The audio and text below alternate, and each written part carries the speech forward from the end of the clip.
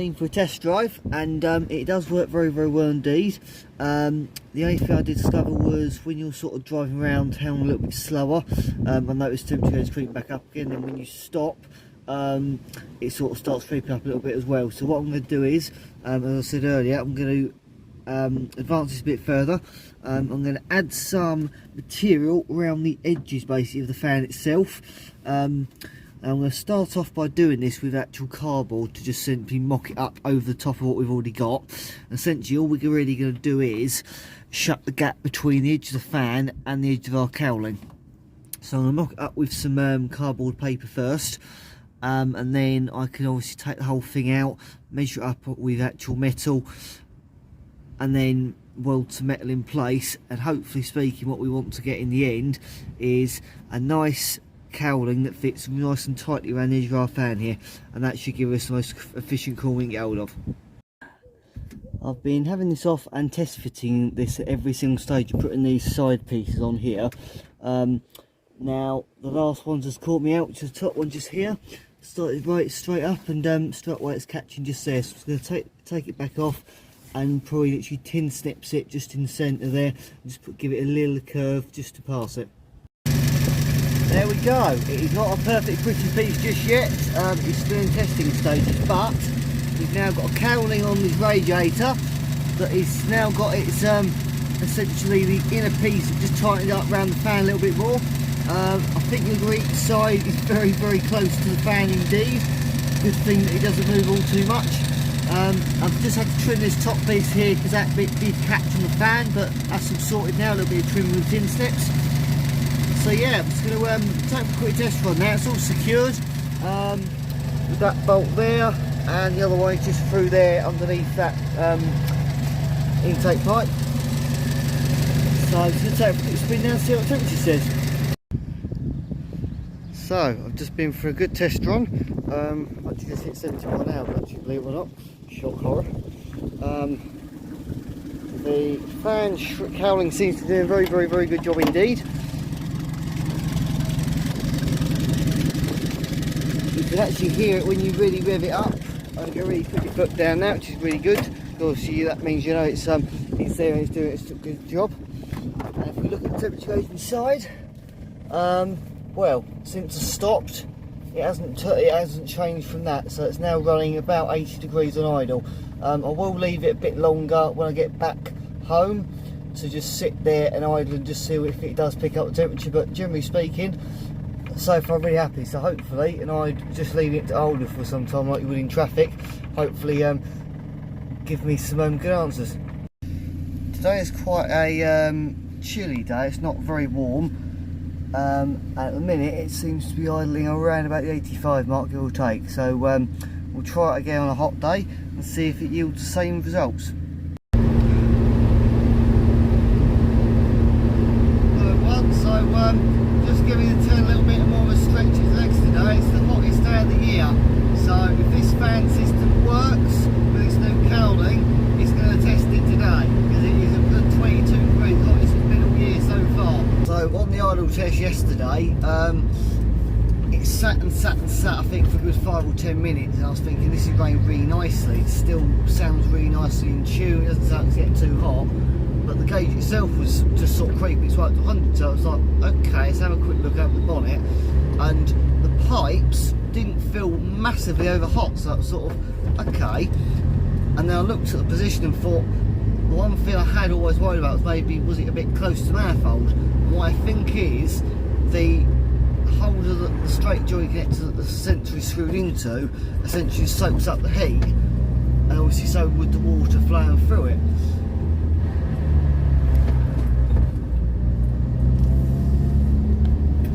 So I'm going to try moving that sensor, put a longer rubber hose on, and then listen to it right now. It's currently reading 90 degrees.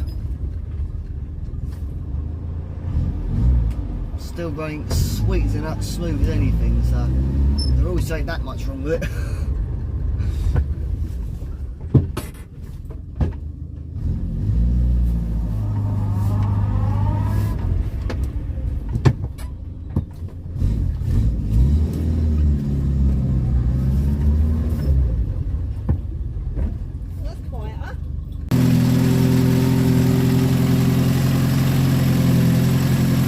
after yesterday's drive, I noticed some chafing. If you look here, look on the fan, it just sort of tells you that it was a bit tight on the cowling. So I've had the cowling off. I've actually seam welded it around the edges now as well, just tidy it up properly. I've just also adjusted, as you would have seen in that video, where the fan cowling is against the fan. It's now roughly about the same gap both sides, because I think it was this far side over here on the other side that that was catching. So I've ground that back, and I think we now appear to have about the same clearance both sides, which is obviously always a bonus. Means that we've it should now have no possibility of touching. Obviously the trouble is that when you rev up an engine, the it's essentially a bit like the way a helicopter works. The propeller will go that way, the body will try and go that way, and that's why you have to have the fan at the back of it to stabilise it. Same thing with the engine really. Obviously if the block is sat still, crankshaft is running that way, it's going to automatically try and sort of pull that way on the mounts. So consequently you need that little bit of tolerance both sides of the fan to give for that. I've taken it back out purely because obviously it needs some paint, but also to show you it as a whole. Yeah, I think, to be honest, I've done a pretty good job really. I'm actually looking the other cowling for the original radiator sitting on the floor beside me, and yes, it's got an actual round hole in it. Yes, it would fit a radiator perfectly, but for the setup I'm running in this car, this cowling fits on beautifully and it works, and it's very, very simple really. Obviously what I've done is I made up, to start with, 4 pieces that would go around the edge of the radiator, just sort of measured them, etc. And then after that I tried to basically make it so I bent these corners down, made it a nice round shape. But I tell you now, trying to make side pieces that fit both ends was a complete nightmare. So I ended up straightening them back out and just putting straight all the way around. Around the bottom here was a different kettle of fish, because the fan sort of hangs a bit below the radiator. So I've just sort of left that one as it was, bent down, bent in the middle, and then bent up on the corners, just to sort of meet it up again. Yeah, on the test run yesterday with really hot weather, it maintained pretty much beautiful 80-85 degrees when cruising about 60+ mile an hour. So really, considering the fact that the run I did before that and discovered just how hot it was running, it's done really well, because it was running at about 95 degrees doing 60 odd mile an hour. So it was like, something needs to be done here. But yeah, I'm rather impressed with that. I'm a self-taught fabricator and welder, all done as a hobby at home, and well, I have to say, I'm really impressed with that overall. So yeah, let's get some paint on it, and then we can get back in the car, get it all tightened up, and yeah, leave it be.